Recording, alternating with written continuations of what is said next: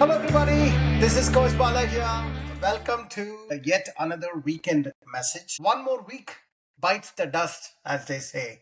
Congratulations, guys. We are rapidly moving towards the meat of our training. We have finished the warm up. We have finished the first week of a first meso cycle, and we have also finished the first week of the second meso cycle.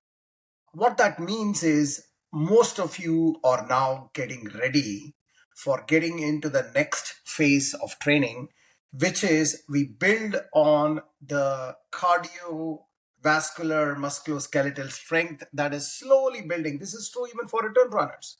They come back and it takes some time for us to get ready for the actual training season, and which is what all of us have done past 6 weeks since the training began. Very proud of you, proud of all of you. Congratulations, folks. So for today, I wanted to talk about two messages, two important points in our message. The first one is a long-standing RHWB tradition, the metrics dash, that we'll be launching this weekend. And I want to make sure I talk a little bit about it so that you understand what it is and make use of it. And then the second one I want to touch on is this notion of the social contract that all of you have entered into. And I want to make sure that I throw a little bit of light into what that contract entails for both of us. So let's start with the metrics dash. Metrics dash is something that we have been doing from season 1. And the idea here is running, as you know, is a very metrics driven activity. We look at the heart rate, we look at the pace, we look at the strides, we look at the cadence, pretty much, we look at the timing, pretty much, whether you like it or not, running lends itself to a lot of metrics driven activity. So that's one side of the story. The other side of the story is, as we all know, human beings would love to improve on whatever they are doing as long as what they are doing is measurable and they have an feedback mechanism going. So if you think about our coaching, that's what we coaches do. We look at your runs and we provide you a regular feedback on your runs on a weekly basis. But then we also have this wonderful meso structure where every 3 weeks there is a meso cycle. And the idea behind a meso cycle is every meso cycle has a theme. We coaches design the training program based on a theme. For instance, the first meso that we just completed, the theme of that is just to introduce to you the season and just get you started in this regular rhythm of training. That's really what was the theme. We introduced the CP runs. For some others, we introduced the stride runs, etc. Now, the theme for the second one is building on that. So we want all of you to be really good at delivering the CP run, building on the consistency, building on the resilience, because many of us will enter a phase where some body pain gets, rears its ugly head, as I had discussed in the last weekend message.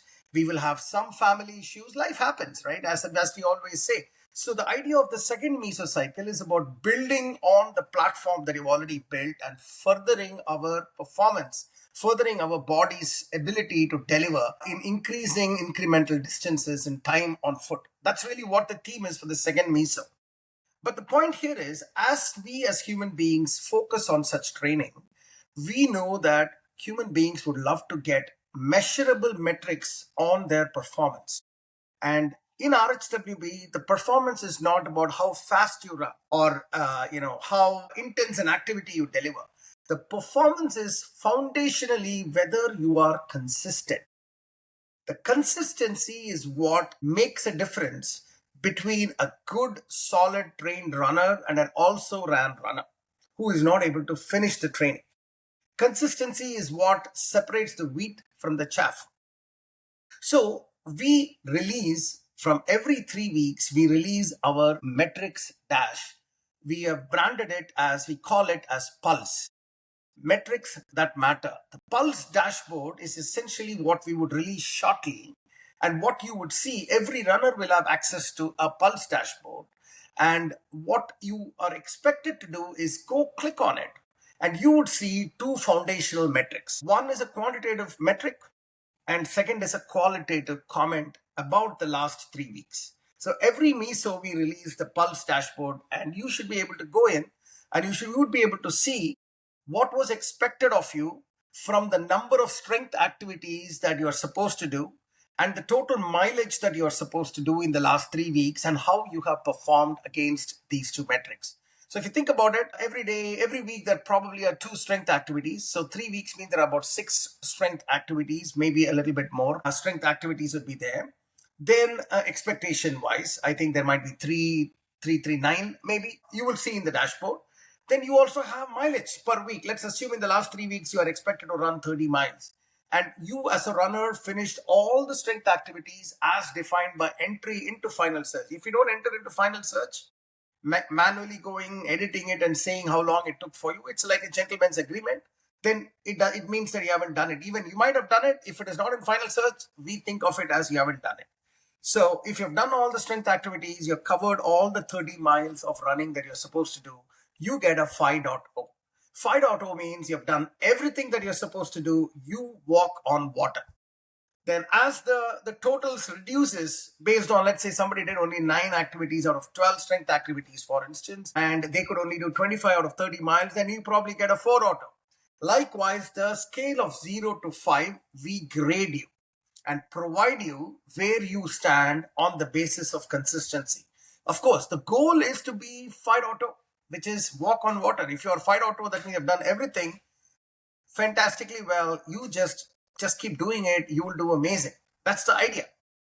So the way we look at it is anything above 4 and above, you are doing really well. Anything between 3 and 4, you've done it, but you're missing many things, but you're still okay. And anything less than 3, you won't be able to sustain the program because you are not consistent enough. That's the message. I want you all to take it. The metrics dash will provide you the details for you. And I want you all to be on top of it. It's your own scorecard, so to speak. We also provide a qualitative comment.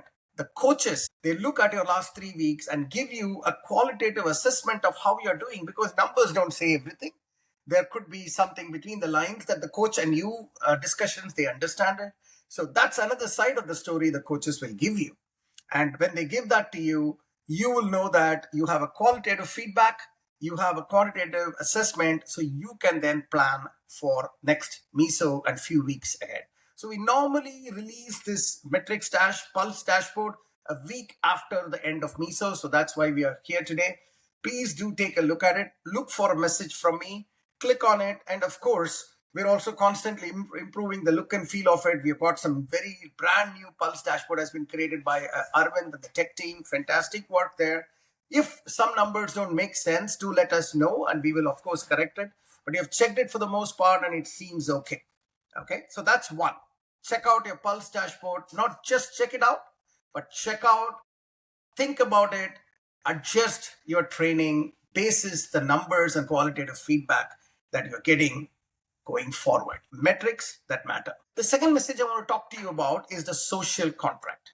Now, a coach and a runner, when you enter RHWB ecosystem, there is an unwritten contract that we all sign into. What I mean by that is there is an expectation of a couple of things that needs to be in place between a coach and a runner. So let me start off from the coach point of view. I told you, we are all giving our time as a service to our community. We don't take anything from it. We do it pro bono. So whatever little we charge you, the new runners, first time runners charge, I think $60 odd. The return runners probably around half of it. That's what we charge.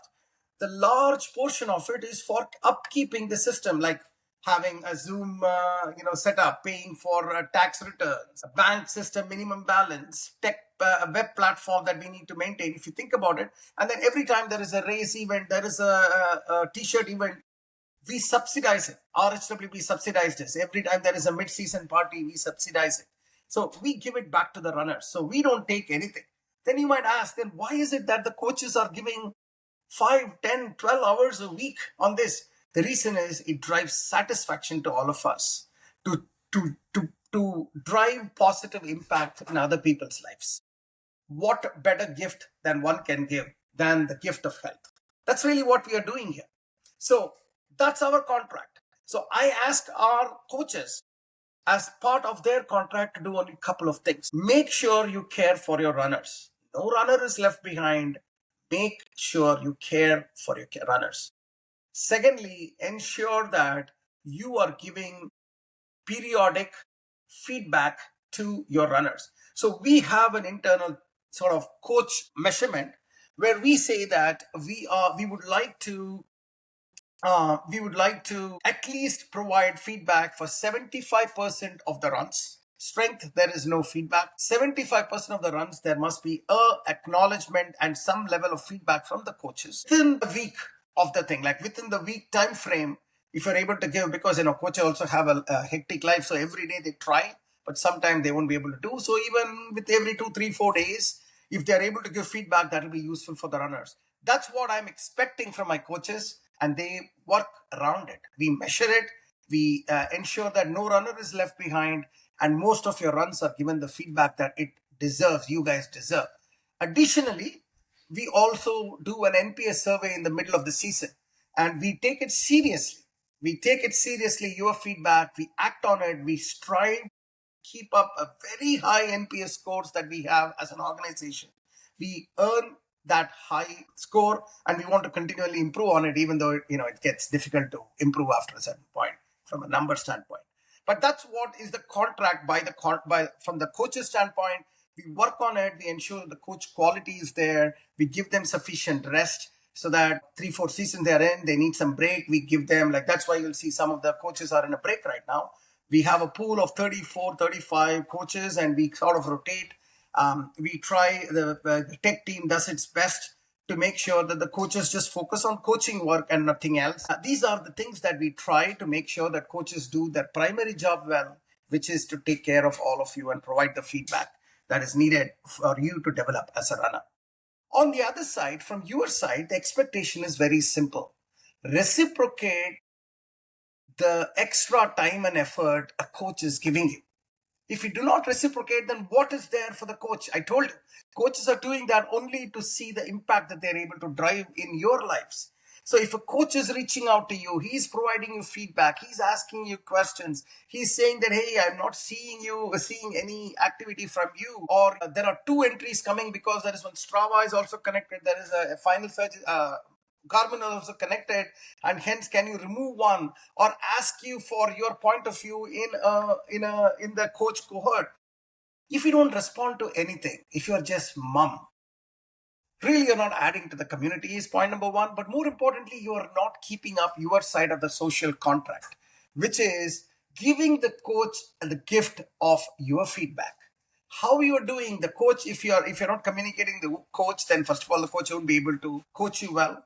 And secondly, if you're not showing what you're improving on, then it feels like a well where you just throw a store and nothing comes out of it. Then it becomes very depressing for the coaches. Likewise, if the coach is asking you for the action item, most of the times it'll be something very simple. Respond to it. Something, just do your side of the contract. And that's why we have this, that if you're not doing anything for 2 weeks, then we know that you're not really interested in coaching. Your life setup is such that it doesn't allow you to really focus on this. So we move you to the light program where it is a self-serve. That means you do it in your own schedule. You don't need a coach to do a big brother on you. And it's also good for the coach because he can then focus on his or her time on another runner who is actually having and relishing this relationship and this contract. So that's the expectation, guys, and that's the social contract.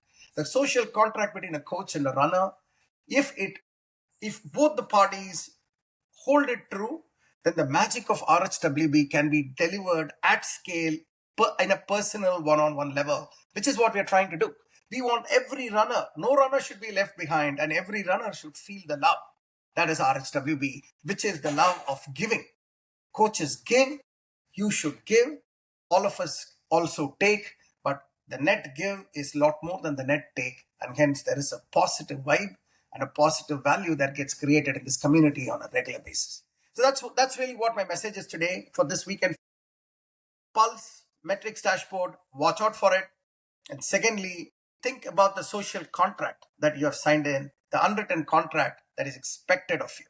And of course, lastly, tomorrow, end of day, is the last day of t-shirt ordering. Of tomorrow, I'm recording it on a Saturday evening. But Sunday, what's the date? Sunday is February, is it the 8th? Yeah, February the 9th.